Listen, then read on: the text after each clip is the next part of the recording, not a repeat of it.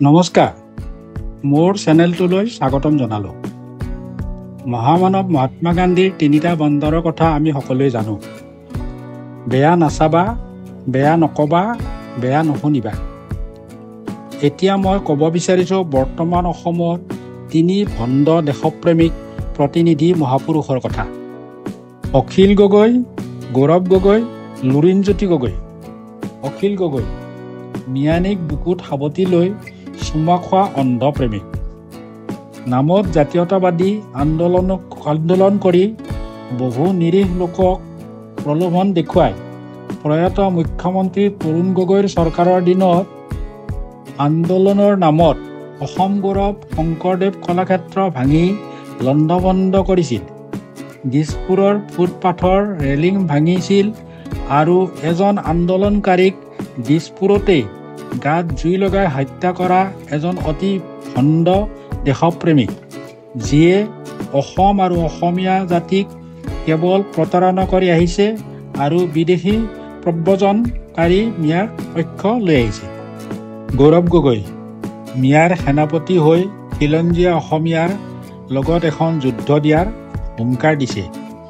অসমৰ বায়ুপানীৰ লগত জন্মলগ্নৰে পৰা সম্পৰ্ক নথকা এজন পাবত গজা ভণ্ড প্ৰতিনিধি, যাৰ সপোন অসমৰ মুখ্যমন্ত্ৰী হোৱা। যিজন ভণ্ড প্ৰতিনিধিৰ পৰিয়ালৰ পুত্ৰ জীয়ৰীসহ 4জন সদস্যৰ 3জনেই ভাৰতীয় তথা অসমৰ নাগৰিক নহয়।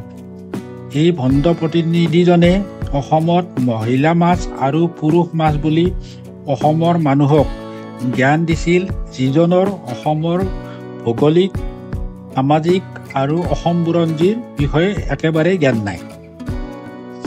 লুৰিণজ্যোতি গগৈ মিয়াই হ'ল যাৰ বাবে ত্ৰাণকৰ্তা।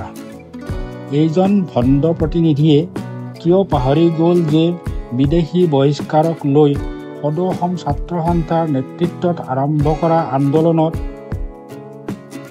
অসমক ভাল পোৱা প্ৰতিজন অসমীয়াই যোগদান কৰিছিল আৰু সেই সময়ত থকা কংগ্ৰেছ চৰকাৰে 855জন লোকক গুলীয়াই হত্যা কৰিছিল আৰু হাজাৰৰো অধিক চিৰদিনৰ বাবে ঘূণীয়া হৈছিল। ছাত্ৰ সন্থাৰ দৰে এটা অৰাজনৈতিক সংগঠনৰ সাধাৰণ সম্পাদকৰ দৰে গুৰু দায়িত্বত দীৰ্ঘদিন থকাৰ পিছতো তেওঁ কেনেকৈ মিয়াৰ শৰণাপন্ন হ'ব পাৰে?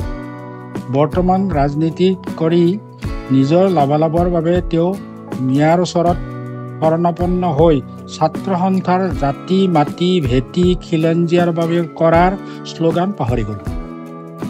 ভিডিঅ'টো শুনাৰ বাবে অশেষ ধন্যবাদ। অনুগ্ৰহ কৰি ভিডিঅ'টো ছাবস্ক্ৰাইব কৰি শ্বেয়াৰ কৰিব। আপোনাৰ মন্তব্য কমেণ্টছত জনাব বুলি আশা কৰিলোঁ।